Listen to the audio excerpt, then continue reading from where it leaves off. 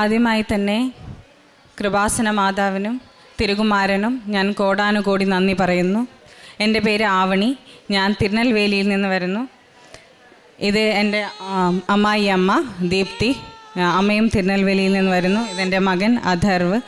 ഞാനിവിടെ സാക്ഷ്യം പറയുന്നത് എൻ്റെ മകന് വേണ്ടിയാണ്. അഥർവ്. ഞാൻ ഉടമ്പടി എടുത്തത് ഓൺലൈൻ ഉടമ്പടിയാണ് ഞാൻ ആദ്യം എടുത്തത്. മാർച്ച് 2025 ഞാൻ ഉടമ്പടി എടുക്കുന്നത്. അത് എങ്ങനെയാണെന്ന് വെച്ചാൽ, തിരുനെൽവേലിയിൽ ഞാൻ എൻ്റെ ഹസ്ബൻഡും കൂടെ പഠിക്കുവാൻ വേണ്ടി പോയപ്പോൾ അവിടെ എൻ്റെ ഹസ്ബൻഡിൻ്റെ വീട്ടിൽ നല്ല പ്രശ്നമുണ്ടായി. അപ്പം ഞങ്ങൾ അവിടെ തന്നെ വാടകയ്ക്ക് വീടെടുത്ത് താമസിച്ചു. ആ സമയത്താണ് ഞാൻ നവംബർ 2024 ഞാൻ പ്രഗ്നൻ്റ് ആവുന്നത്. പ്രഗ്നൻ്റായി 1 മാസം തന്നെ അമ്മ ദീപ്തി അമ്മ, അതായത് എൻ്റെ അമ്മായി അമ്മ അവിടെ എന്നെ നോക്കുവാൻ വേണ്ടി വന്നു. പിന്നെ 1 മാസം കഴിഞ്ഞപ്പോൾ അമ്മയ്ക്ക് സ്കൂളിൽ കാര്യങ്ങൾ നോക്കാനുള്ളത് കൊണ്ട് അമ്മ തിരിച്ചു പോവുകയും എൻ്റെ അനിയത്തിയും ആൻറ്റിയും അവിടെ വന്ന് താമസിക്കുകയുണ്ടായി. ആ സമയത്ത് ഞങ്ങളുടെ ആ വീട്ടിൽ, അത് വാടക എടുത്ത് നിന്ന വീട്ടിൽ ഒരു പ്രേതബാധയുണ്ടെന്ന് ഞങ്ങൾക്ക് മനസ്സിലായി. ഞാൻ കണ്ടിട്ടില്ല, പക്ഷേ എൻ്റെ അമ്മായിയമ്മയും ആൻറ്റിയും ഇത് കാണുകയും, അപ്പോൾ തന്നെ ആ സമയത്ത് ഞാൻ പ്രഗ്നൻ്റ് ആയതുകൊണ്ട് എനിക്ക് അവിടെ നിൽക്കാൻ പറ്റാത്ത അവസ്ഥയായി. കൂടാതെ ഞാനും ആൻറ്റിയും കൂടെ ഡെയിലി ഓരോ വീടുകളും പോയി തപ്പി ഞങ്ങൾക്ക് പറ്റുന്ന ഒരു വീടുണ്ടോ എന്ന് വാടകയ്ക്ക് ചോദിച്ചുകൊണ്ട് നടന്നു. ഇതറിഞ്ഞ എൻ്റെ അമ്മായിയമ്മ എൻ്റെ അടുത്ത് പറഞ്ഞു, നീ മാതാവിനെ പ്രാർത്ഥിക്കുക, മാതാവിനെ നല്ലവണ്ണം പ്രാർത്ഥിച്ചു കഴിഞ്ഞാൽ നിനക്ക് നല്ലൊരു വീട് അവിടെ തന്നെ മാതാവ് ഒപ്പിച്ചു തരുമെന്ന് പറഞ്ഞു. ഞാൻ ഡെയിലി മാതാവിനെ പ്രാർത്ഥിച്ചു, ഡെയിലി വീടുകൾ നോക്കാൻ പോയി. അപ്പം ഒരു 15 ദിവസം കഴിഞ്ഞപ്പോൾ എനിക്ക് മാതാവ് സിറ്റിയുടെ നടുക്ക് തന്നെ നല്ലൊരു ഒത്തിണങ്ങിയൊരു വീട് മാതാവ് ഒപ്പിച്ചു തന്നു. പിന്നെ അങ്ങനെ ഇരിക്കുമ്പോഴാണ് അതിനുശേഷമാണ് ഞാൻ ഓൺലൈൻ ഉടമ്പടി എടുക്കുന്നത് തന്നെ. ഓൺലൈൻ ഉടമ്പടി എടുക്കുന്നതിന് മുമ്പിട്ടാണ് എനിക്ക് ഈ സംഭവം ഉണ്ടായത്. ഇങ്ങനെ ഞാൻ ഓൺലൈൻ ഉടമ്പടി രാവിലെയും എല്ലാം മാതാവിനെ ഇരുന്ന് പ്രാർത്ഥിച്ചുകൊണ്ടിരുന്നു. അപ്പോഴും ആൻറ്റിക്ക് എപ്പോഴും സുഗന്ധാഭിഷേകങ്ങളും എല്ലാം വന്നുകൊണ്ടിരുന്നു. എനിക്കതൊന്നും വന്നിട്ടില്ല. അപ്പോൾ ഞാനൊരു ദിവസം ഞാനിങ്ങനെ വളരെ സങ്കടത്തോടുകൂടെ ഞാൻ പറഞ്ഞു, എന്താ ആൻറ്റി എനിക്ക് മാത്രം ഇങ്ങനെ മാതാവിനെ കാണാനോ അറിയാനോ ഒന്നും പറ്റാത്തത് എന്ന് പറഞ്ഞ് ഞാൻ ആ സമയത്ത് പ്രഗ്നൻ്റ് ആയതുകൊണ്ട് എനിക്ക് ഭയങ്കര ക്ഷീണമുള്ള സമയമായിരുന്നു. ഞാൻ അങ്ങനെ കിടന്നുറങ്ങിപ്പോയി. ഉറങ്ങുന്ന സമയത്ത് ഞാൻ കാണുന്നത് ഒരു പടം.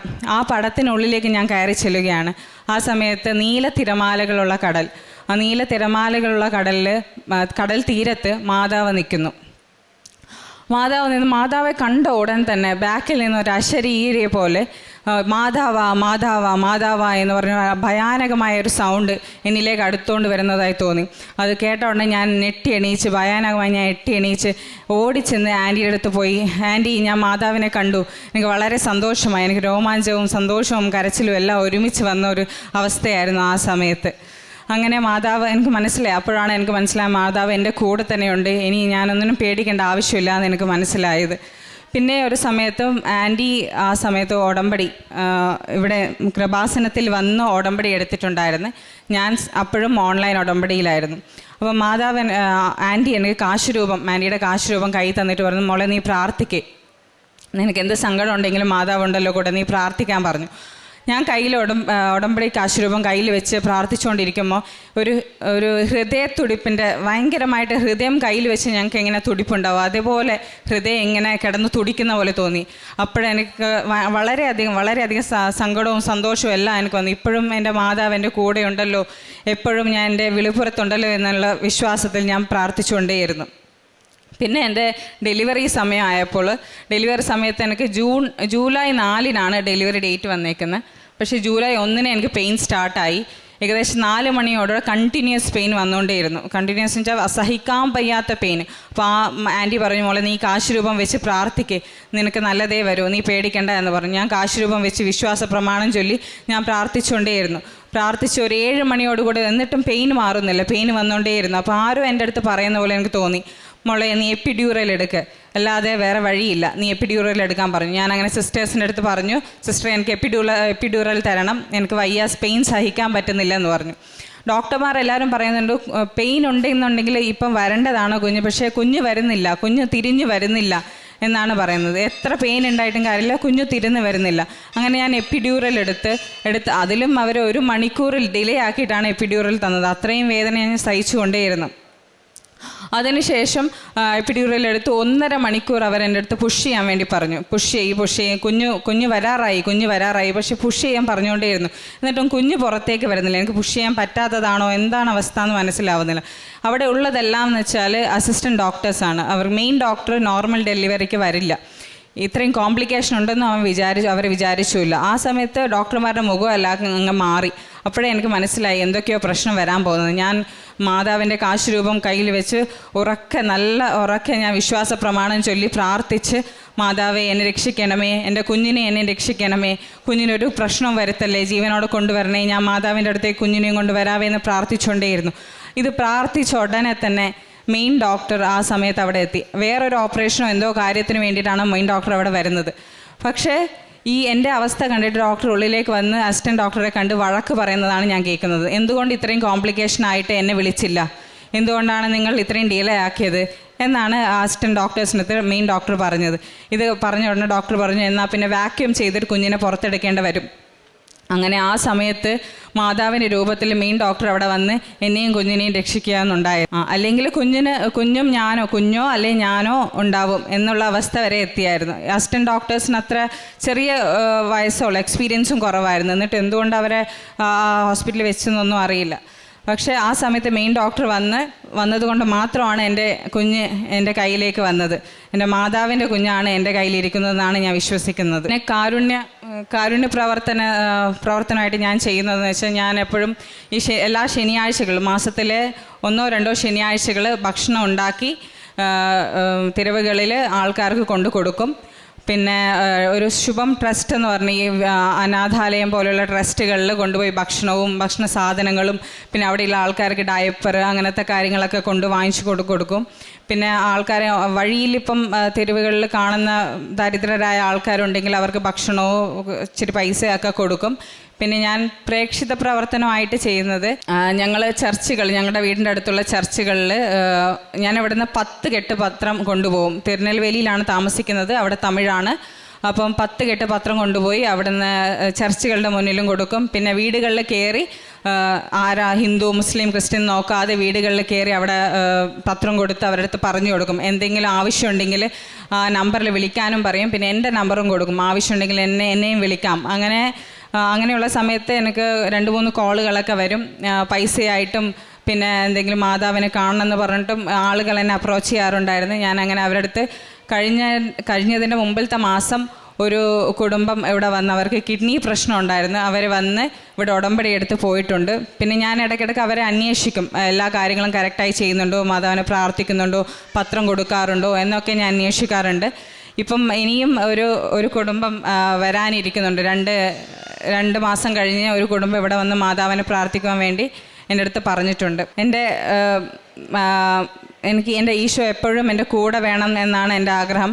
മാതാവിൻ്റെ മധ്യസ്ഥത്തിൽ എപ്പോഴും എൻ്റെ ഈശോ എൻ്റെ കൂടെ ഉണ്ടാവുമെന്ന് ഞാൻ വിശ്വസിക്കുന്നു. ഞാൻ എപ്പോഴും ഈശോയെ പ്രാർത്ഥിക്കുവാനും എൻ്റെ കൂടെ ഉണ്ടാവാനും ഞാൻ ആഗ്രഹിക്കുന്നു. കൃപാസന മാതാവിനും തിരുകുമാരനും ഞാൻ എപ്പോഴും നന്ദി പറഞ്ഞുകൊണ്ടേയിരിക്കും. ഇനിയും ഞാൻ ഉടമ്പടിയിൽ ജീവിക്കുവാനും തുടർന്ന് എനിക്ക് ഇവിടെ വന്ന് സാക്ഷ്യം പറയുവാനും അനുഗ്രഹം നൽകുവാനും ഞാൻ പ്രാർത്ഥിക്കുന്നു. വിശുദ്ധ മാർക്കോസിൻ്റെ സുവിശേഷം 14-ാം അധ്യായം 3-ാം തിരുവചനം. അവൻ ബഥനിയായിൽ കുഷ്ഠരോഗിയായി ശിമയോൻ്റെ വീട്ടിൽ ഭക്ഷണത്തിനിരിക്കവേ ഒരു വെൺകൽഭരണി നിറയെ വിലയേറിയ ശുദ്ധ നാർദീൻ സുഗന്ധ തൈലവുമായി ഒരു സ്ത്രീ അവിടെ വന്നു. അവൾ ഭരണി തുറന്ന് അത് അവൻ്റെ ശിരസിൽ ഒഴിച്ചു. ആവണി എന്ന ഈ മകൾ പ്രത്യക്ഷീകരണ സാക്ഷ്യം ഏറ്റുപറയുന്നത് ഈശോയെ പ്രസാദിപ്പിക്കുന്ന ഈശോയുടെ സുഗന്ധം ലോകമെമ്പാടും എത്തട്ടെ എന്നുള്ള വലിയ ആഗ്രഹത്തിലാണ് ഈ മകൾ ഇവിടെ വന്ന് പ്രത്യക്ഷീകരണ സാക്ഷ്യം ഏറ്റുപറയുന്നത്. പരിശുദ്ധ അമ്മയുടെ മധ്യസ്ഥതയിൽ ഈ മകൾക്ക് ലഭിച്ചിട്ടുള്ള അനുഗ്രഹങ്ങൾ വളരെ പെട്ടെന്നാണ്, സമയച്ചുരുക്കമാണ് ഈ മകളുടെ സാക്ഷ്യത്തിൻ്റെ ഏറ്റവും വലിയ ഉടമ്പടി എലമെൻ്റ് കണ്ടൻറ് എന്ന് പറയുന്നത്. പ്രഗ്നൻസി ടൈമിൽ പരിശുദ്ധ അമ്മയെ എല്ലാവരും കണ്ടു, എല്ലാവർക്കും കാണാൻ സാധിക്കുന്നു എന്നുള്ള സങ്കടം പറയുമ്പോൾ ഈ അമ്മ തന്നെ ഒരു തിരമാലകളുടെ ഇടയിൽ അമ്മ പ്രത്യക്ഷപ്പെട്ടുകൊണ്ട് ഒരു സ്വപ്ന ദർശനത്തിലൂടെ മാതാവിൻ്റെ സാമീപ്യം അറിയിച്ചതുകൂടി ഈ സാക്ഷ്യത്തിൻ്റെ ഒരു ഭാഗമാണ്. നമ്മുടെ ജീവിതത്തിൻ്റെ തിരമാലകളുടെ മുകളിലൂടെ ഈശോ കടന്നു വരുന്നത് നമുക്ക് കാണാൻ സാധിക്കുന്നത് നമ്മുടെ ഒരു ജീവിതാവസ്ഥയാണ്. കുറച്ച് സംസാരിക്കണം, കൂടുതൽ പ്രാർത്ഥിക്കണം, കർത്താവ് കൂടെ പ്രവർത്തിക്കണം എന്നാണ് ജോസഫ് അച്ഛൻ നമ്മോട് നമ്മുടെ തിരമാലകളുടെ മുകളിലൂടെ ദൈവം കടന്നു വരേണ്ട അവസ്ഥയെക്കുറിച്ച് അച്ഛൻ പറയുന്നത്. കുറച്ച് സംസാരിക്കണം, കൂടുതൽ പ്രാർത്ഥിക്കണം, കർത്താവ് ഇടപെടണം. മാർക്കോസിൻ്റെ സുവിശേഷം അവസാനിക്കുന്നതും അങ്ങനെ തന്നെയാണ്. കർത്താവ് അവരോട് കൂടെ പ്രവർത്തിച്ചു. കർത്താവ് കൂടെ പ്രവർത്തിക്കണമെങ്കിൽ നമ്മുടെ ഉടമ്പടി അത്രമാത്രം സ്ട്രോങ് ആയിരിക്കണം, ശക്തമായിരിക്കണമെന്ന് നമുക്ക് ഓരോരുത്തർക്കും ജീവിതാനുഭവത്തിലൂടെ പറയുകയാണ്. ഈ മകൾ തന്നെ ഒരു അക്രൈസ്തവയായ മകൾ ഏറ്റു പറയുന്നത് ഈശോ എന്താണെന്നും ഉടമ്പടി എന്താണെന്നും ഈ മകൾക്ക് കൃത്യമായിട്ടും അനുഭവിച്ചറിയുവാൻ സാധിച്ചു എന്നാണ്. നേർച്ച വസ്തുക്കളുടെ ഉപയോഗങ്ങളിലൂടെ പ്രഗ്നൻസി ടൈമിൽ ഈ മകൾക്ക് എപ്പിഡ്യൂറൽ കൊടുത്തതിന് ശേഷവും കുഞ്ഞ് ജനിക്കാത്ത ഒരവസ്ഥയിൽ പരിശുദ്ധ അമ്മ ഇടപെടുന്നതായിട്ട് നമുക്ക് കാണാൻ സാധിക്കും. മെയിൻ ഡോക്ടർ അവിടെ വരേണ്ട യാതൊരു ആവശ്യവുമില്ല. പക്ഷെ അദ്ദേഹം വന്ന് ആ ഒരു ഹാഫ് കോൺഷ്യസ്നെസ്സിൽ പോലും മകൾക്കത് കേൾക്കാൻ സാധിച്ചു. ഇത്രയും കോംപ്ലിക്കേഷൻ ഡെലിവറിയിൽ എന്തുകൊണ്ട് എന്നെ വിളിച്ചില്ല? അത് ഈശോ തന്നെയാണ് അവിടെ എത്തുന്നതും ആ കുഞ്ഞിന് ജന്മം പുറത്തു വരാനായിട്ടുള്ള ഒരു വലിയ സാധ്യത നൽകുന്നതെന്ന് മകൾ ഏറ്റു പറയുന്നു. അവരുടെ ആ ഒരു അസ്വസ്ഥതകളിലെല്ലാം ആരാണോ നമ്മെ സഹായിക്കുന്നത് അത് അമ്മ തന്നെയാണെന്ന് വിശ്വസിക്കാനുള്ള വലിയ കൃപ ഈ അക്രൈസ്തവയായ മകൾക്ക് ഇന്ന് ദൈവം നൽകിയിരിക്കുകയാണ്. ഒരു സ്വർഗ്ഗദൂതനെ പോലെ ഞാൻ നിന്നോട് കൂടെ ഉണ്ടായിരിക്കുമെന്ന വാഗ്ദാനം ഇവിടെ അന്വർത്ഥമാവുകയാണ്. ആവണിക്ക് ലഭിച്ച എല്ലാ അനുഗ്രഹങ്ങൾക്കും ഈശോയ്ക്കും പരിശുദ്ധ അമ്മയ്ക്കും നന്ദി പറഞ്ഞുകൊണ്ട് നല്ലൊരു കയ്യടി നൽകി ഈ സാക്ഷി നമുക്ക് സമർപ്പിക്കാം. അത്യപൂർവ ദൈവാനുഭവങ്ങൾ ഇനി നിങ്ങൾക്കും സ്വന്തം. ഈ യൂട്യൂബ് ചാനൽ ഇതുവരെ സബ്സ്ക്രൈബ് ചെയ്തിട്ടില്ലെങ്കിൽ ഇപ്പോൾ തന്നെ സബ്സ്ക്രൈബ് ചെയ്യുക.